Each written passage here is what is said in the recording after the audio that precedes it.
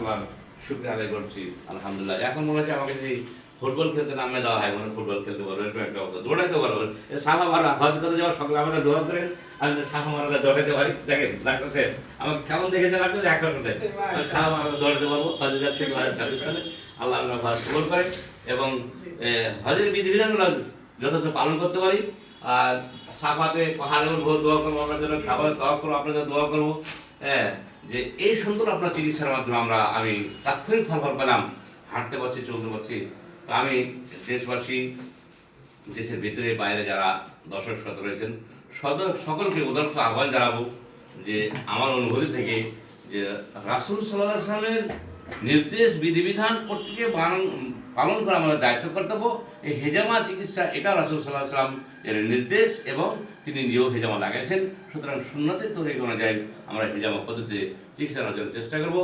রোগীদের যারা পায়ে ব্যথা, হাঁটতে পারতেছে না, পায়ে ব্যথা, জীবনে ব্যথা, ফোড়া হয়, আমার শরীরে অনেকগুলো ফোড়া ছিল, এর দূষিত রক্ত ছিল, এর দূষিত রক্ত বের হয়েছে, অনেক মোটা, মানে অনেক বড় কাপ ভর্তি হয়ে আমার এই দূষিত রক্ত বের হয়েছে। দূষিত রক্ত বের হওয়ার পরেই আমি আরাম পেয়ে গেছি, সাথে সাথে আরাম পেয়ে গেছি। আচ্ছা, আপনি যে হিজামা করলেন, হ্যাঁ, একটু খুলেন, একটু মানে দেখতে চাচ্ছি, যে একটু খালি দেখাই দেবো একটু।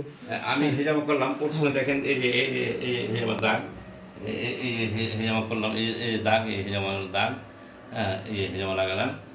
এই কাপের মাধ্যমে এই কাপগুলো লাগাইছিলেন, এই সমস্ত যন্ত্রদের ডাক্তারই ভালো বলতে পারবে। তো এই যে চিকিৎসা করলেন, তো আমি সাথে সাথে আমি আরাম পেলাম আলহামদুলিল্লাহ।